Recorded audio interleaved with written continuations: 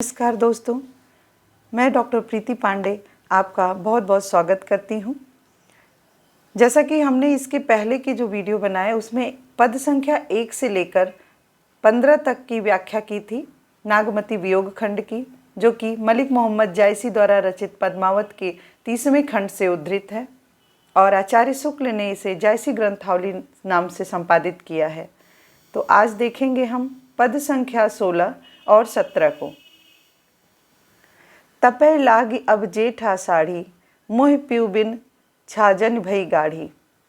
यहाँ ज्येष्ठ और आषाढ़ का महीना शुरू हो गया है, अर्थात भयंकर गर्मी पड़ने लगी है और जायसी इस गर्मी में विरहणी नागमती की क्या दशा है उसका वर्णन करते हैं और कहते हैं कि नागमती कहती हैं, जेठ आषाढ़ की भयंकर गर्मी पड़ने लगी है। अब प्रियतम के बिना इस भीषण गर्मी से मैं इस छप्पर के नीचे में कैसे रह पाऊंगी। इससे तो मुझे छाजन रोग हो जाएगा। अर्थात कहने का तात्पर्य है कि जैसे बहुत गर्मी बढ़ जाने पे जब हम एक किसी छप्पर जो कि बहुत पतला हो जाता है उसके नीचे रहना बहुत ही दुष्कर हो जाता है गर्मी में, उसी प्रकार से वो कहती हैं कि ये जो शरीर है वो एक छप्पर की तरह है और यह विरह रूपी अग्नि इसे जला रहा है। तो मैं इस गर्मी में इस छप्पर के नीचे कैसे रह सकती हूँ। यहाँ देखिए छाजन का दो अर्थ लगाया गया है, एक तो छप्पर और एक विरहणी नागमती का शरीर। आगे देखिए, तन तिनौर भा झूरो खरी, भई बरखा दुख आगर जरी। कहती हैं कि मेरा जो शरीर है तिनकों के ढेर के समान सूखा एवं पतला हो गया है। ज्येष्ठ आषाढ़ में क्या होता है कि जितने तिनके होते हैं वो बिल्कुल सूखे सूखे पतले पतले दिखाई पड़ते हैं। उसी की उपमा देते हुए वो अपने शरीर को कहती हैं कि ये बिल्कुल सूखा और पतला हो गया है। भई बरखा दुख आगर जरी, मैं दिन प्रतिदिन सूखती जा रही हूँ, वर्षा भी प्रारंभ हो गई है किंतु मैं भयंकर दुख में जल रही हूँ। आगर आग की तरह जल रही हूँ। तो नागमती यहाँ पे ज्येष्ठ आषाढ़ के गर्मी की जो तुलना है अपने शरीर से करते हुए कहती हैं कि ये मेरा पूरा शरीर है वो उस छप्पर की तरह हो गया है, उस सूखे तिनके की तरह हो गया है जो इस गर्मी में पूरी तरह सूख गया है और यह विरह रूपी आग इसे और भी ज़्यादा भड़का रहा है। तो अब मेरा रह पाना बहुत ही दुष्कर हो गया है।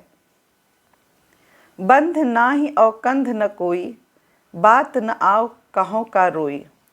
और इतना सब होने के बाद ये भी नहीं है कि मेरे साथ कोई मेरा अपना हो, मेरा बंधु हो। यहाँ बंध से तात्पर्य अपना कोई बंधु हो जो कि मुझे कंधा दे सके, जिसके कंधे पर सिर रख के मैं रो सकूं या थोड़ा कुछ सुकून के पल बिता सकूं। बंध ना ही और कंध न कोई, बात न आओ कहों का रोई। किसको मैं कुछ कह के रो सकूं, किससे मैं अपनी ये पीड़ा बता सकूं। मुझसे बात तक कोई नहीं करता है और मुझे तो अब कुछ बात सूझता भी नहीं है। बात ना आओ, मुझे कोई बात आती नहीं है कि मैं क्या बोलूं। ऐसे में फिर भला रोकर मैं कहूँ भी तो क्या कहूँ। अगर ऐसे में मुझे कोई मिल भी जाता है, बंध ना ही हो कंध न कोई, मेरे पास तो कोई अपना नहीं है जिसके कंधे पर सिर रख कर मैं रो सकूं। लेकिन बात ना आओ कहों का रोई, अगर कोई मिल भी जाए तो मुझे बात नहीं आएगी, भला मैं रोऊंगी क्या। साठ ना ही जग बात को पूछा, बिनु जीव फिरे मूंज तन छूछा। कहती हैं जब गांठ की पूंजी समाप्त हो जाती है, अर्थात जब हम किसी अभाव में होते हैं, तब कोई हमारे पास नहीं आता, कोई हमारा हालचाल नहीं पूछता है और प्रियतम रूपी पूंजी जो है वो मुझसे छिन गई है। यहाँ विरहणी नागमती के लिए सबसे अनमोल जो है वो कौन है? राजा रत्नसेन।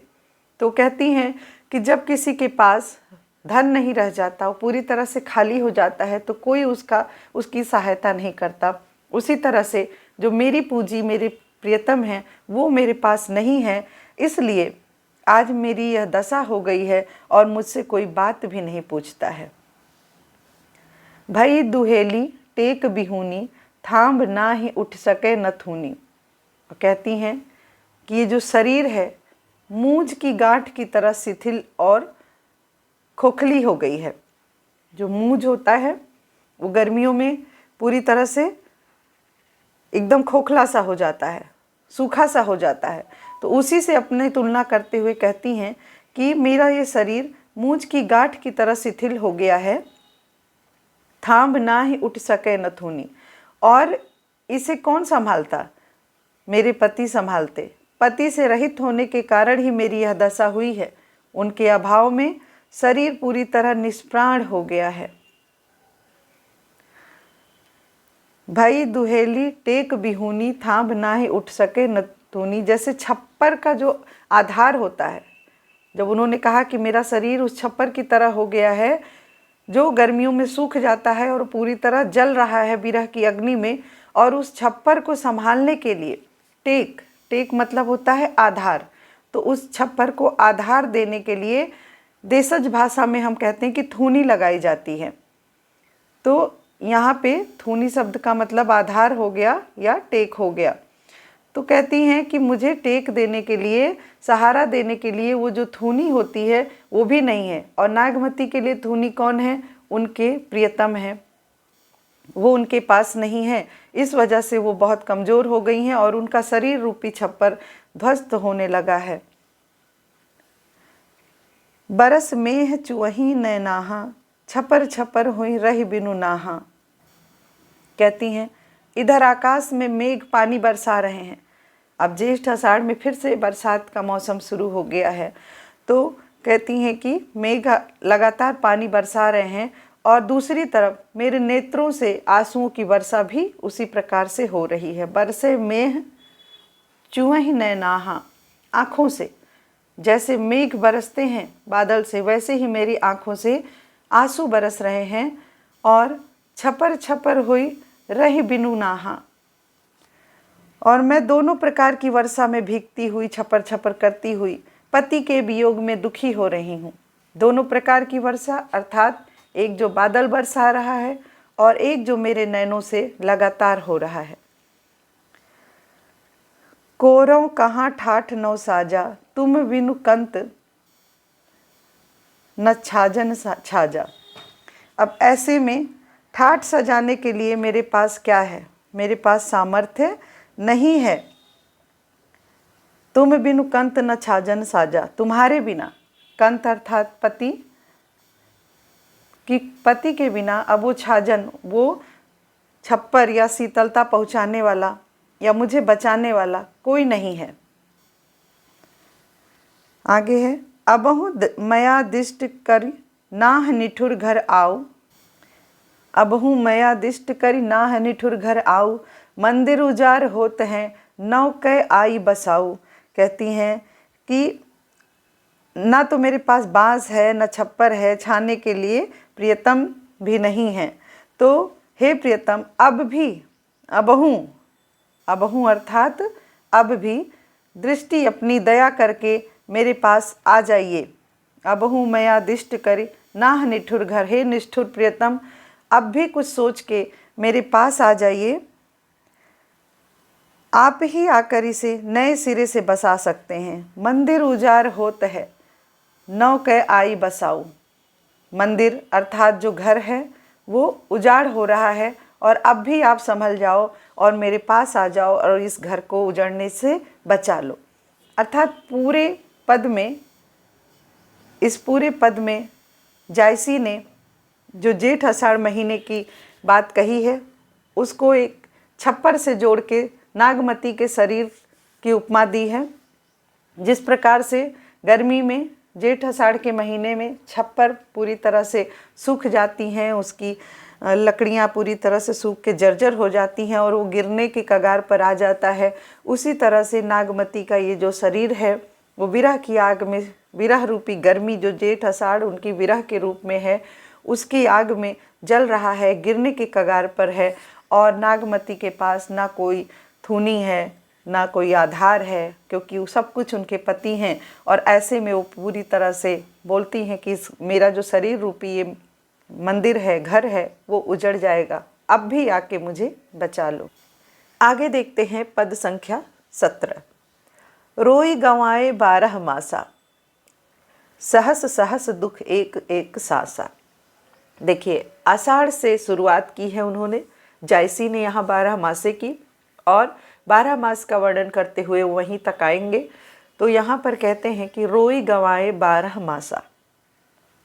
विरहणी नागमती की जो दशा है, विरह दशा है, इस छंद में जायसी ने किया है। विरह में 12 मास जैसे तैसे उसने पूरे कर लिए हैं। उसका प्रिय अब तक नहीं लौटा है। तथा सहस सहस दुख एक एक सासा, उसकी एक एक सांस, नागमती की एक एक सांस से हजारों प्रकार का दुख व्यतीत जो प्रकट होता था। तिल तिल बरख बरख परि जाई, पहर पहर जुग जुग न सिराई।